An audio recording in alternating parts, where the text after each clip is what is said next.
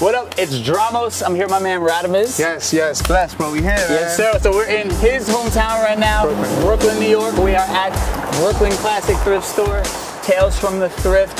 So we're gonna raise the budget a little bit. Normally I give people like 40 bucks for like a Goodwill, but this is like a well-curated shop. So I'm gonna up it a little bit for you, so you have a little bit of an easier time finding some fresh outfits. $1,000? Yeah. So, 100 bucks right here, okay? So it's still a little bit of a challenge, but 100 bucks, we're gonna see what you can get for that. Perfect. All right, we're gonna head in there and check it out. Let's Tales from the Thrift. Let's go.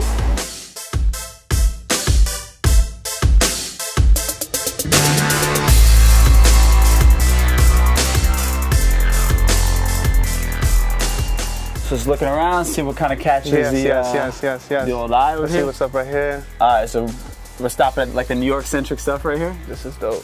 Mets. I need to fuck with a Mets hoodie too. A Mets jersey.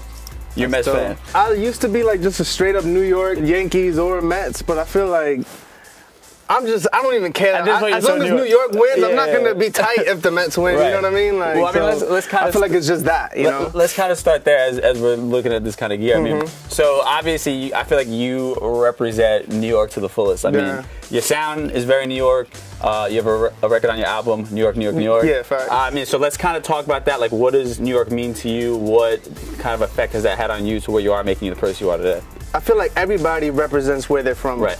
And that's just important, because regardless, like, that's your childhood, those are your surroundings, that's your culture. Like, New York is where I learned to not be racist, because you just know everybody. New York is where I learned to not judge people of economic class, because you know rich people, you know poor people, whatever. So I think for me, when it comes to the music, it's like, how can I be so specific where my home knows that I'm speaking for them, but then know that it's a world conversation we're having at the end of the day. You're not isolating anybody. And it's important. Like, I think people love to tap into individuality, not necessarily generic. You know what I mean? So for me, it's like, this is what I know. This is the surroundings that I have. So why not put that into the music so other people can visit what I find special? Right.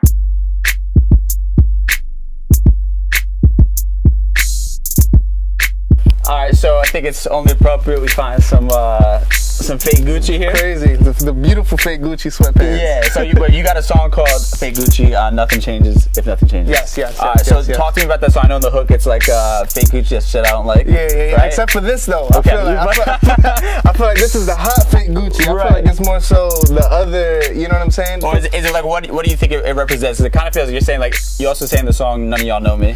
Yeah. You talk about fuck fake groupies, that's that shit I don't like. So talk about kind of the context of like what you're kind of trying to say with that song. For me, it's like the uncomfortable feeling when you know that somebody isn't being themselves. You know what I mean? And the song to me is like that's like a celebration of like, yo, like, embrace the bad shit, the good shit, your childhood, your upbringing, your own opinions, your own tastes, you know what I mean? And it's kind of like, it's just waving the flag for that, you know what I'm saying? Self-acceptance. So, hey, and something like a fake Gucci or fake groupies, nothing like, this is hot. This is, don't get it twisted. But I mean, like, you don't need the clothes to have you matching to somebody else or whatever the case may be, just like, yourself, it seems like it's more so what it represents. It's ill when somebody gathers themselves and presents that to the world. Yeah, I love that. I do want to kind of dive a little bit into the lyrics, because you are a lyricist. You know, I want to make sure people recognize that we have to spotlight that, because even you have the song's like an interlude, it's like a poetry. Yes, New Rican Poets Cafe interlude. That that hit hard, because you're Dominican, Puerto Rican, so I get the concept you're talking about, how so much pressure is placed upon like the moms of the household. You know what I mean? They bear the burden of everything. You know, so I mean, do you ever are you a little maybe nervous about putting those things out there, being so raw and honest about things? You even talk about kind of your mom, I think, was talking about wanting you to settle down a little bit and stop being out here. Yeah, I mean, I think, you know what it is? It's like, I mean, I'm such a huge hip-hop fan, you know what I mean? I love this culture, I love what it represents, I love the voices it creates, but the biggest thing that I love about hip-hop is that it can make something that's so small and specific feel engageable with the world, you know what I mean? So like, even like the recent Netflix documentaries on like hip-hop and like Scarface, how they got in, and all of these circuits, like, it's about your individual story. And I feel like with something like a first-generation immigrant, specifically from like Latino countries, you don't really hear that perspective fleshed out. You know what I mean? Especially like, I mean, for us, like, you know, you got Pun, Nori, Fat Joe, all these people, like, we're all from New York, but I'm Dominican and I'm really tapped in over there. You know what I'm saying? I've been gone there once to twice a year since I was born. So it's like, why not add that to how inclusive hip hop is as a whole too? Let me be the one. I know I'm not the only person. There's millions of people who speak Spanish and love Raekwon. You know what I mean? But like, let's tap into that and let's make sure hip hop embodies our story too. You know, so I feel like it's my responsibility actually, because I have something individual to contribute to do it. Nah, I love that.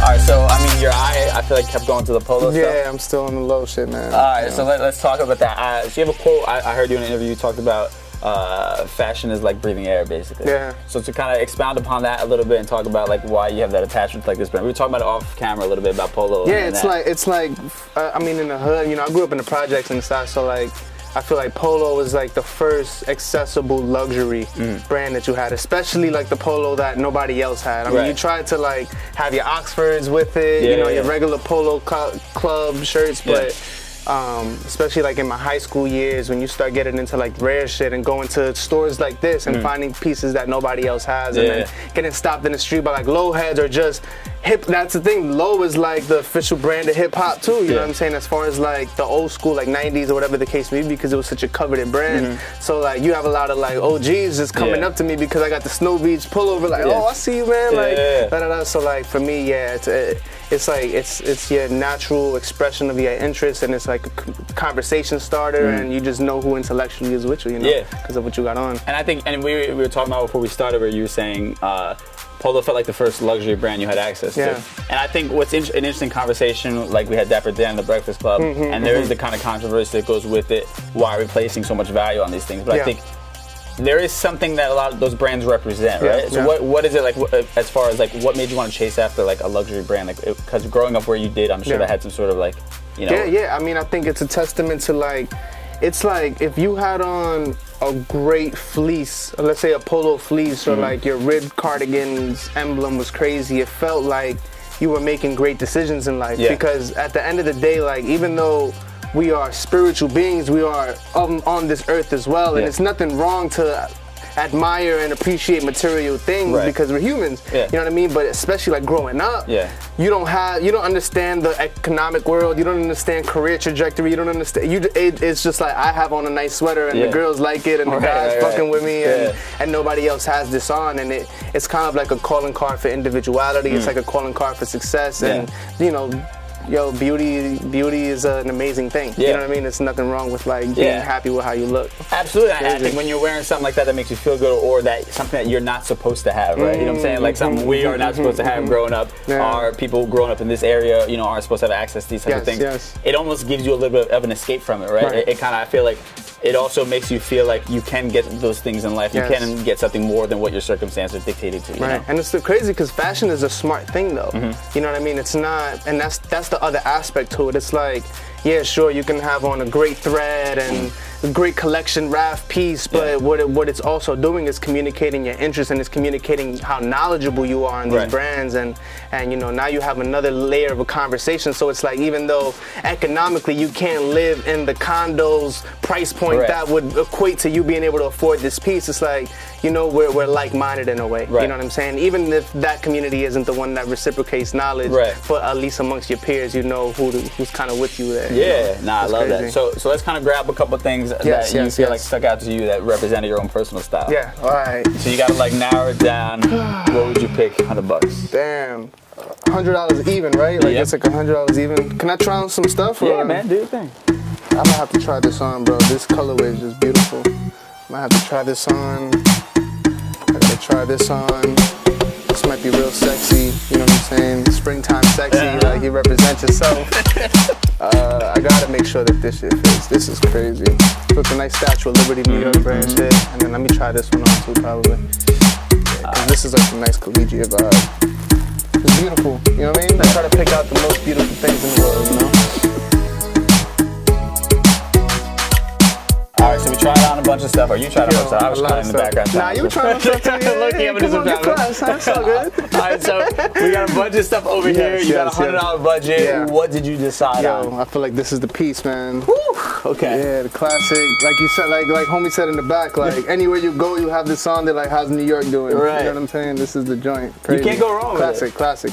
And I think it's, you know, you got to embrace the cold weather. We're in New York, you know what I'm saying? So it's good. Stay thugged out and fashionable at the same time. Right. I love it. My dude, all right, so let people know what you got going on. I know you got a book coming out as well, coming up, so let's talk about that. The album obviously is out right now. Yes. You can stream that everywhere. Yes, Nothing Changes is out everywhere. The book accompanying it is going to be crazy. It's a bunch of poetry. Dope. It's a bunch of the art that comes from all of the individual arts that existed for the songs, and then it's like a breakdown of some of the stories on the album that's being spoken on. It's kind of like one of those, like, if you're a Radamiz fan and you want to see more of like that side, like the artistic side, like this is like a must-have. You know what I mean? It's a lyric book, handwritten lyrics. It's a lot. I love that. Beautiful. So I know my copy's coming. Yes. We're in production right now in Berlin, but it's coming March. Love it, bro. I appreciate you for doing this. Thank you so much. Tales from the Thrift, Radamiz. That's it. So just a real quick big thank you, Ian, the owner of Bkyln Classic, right here, for letting us shoot in here. I appreciate you, man. You shut the store down for us. You didn't have to do that. Thank you for your graciousness. Anything you want people to know about the store? I mean, we're obviously going to put the address in the link in the description, all that kind of stuff. But what do you want people to know about the store when they come shop in Bkyln? Please come on by. Check out my curation, forever changing. Also, check me out on Instagram, Bkyln_classic. Getting new stuff every day, and if you're looking for something in particular, you let me know. Dope. Ian, thank you so much, man. This is what it's all about. Everybody just collaborating together. We're kind of bringing the whole community together, helping each other out, and hopefully we all get some good out of it. Awesome. Cool. Appreciate you, brother. Thank you. Absolutely. Cool.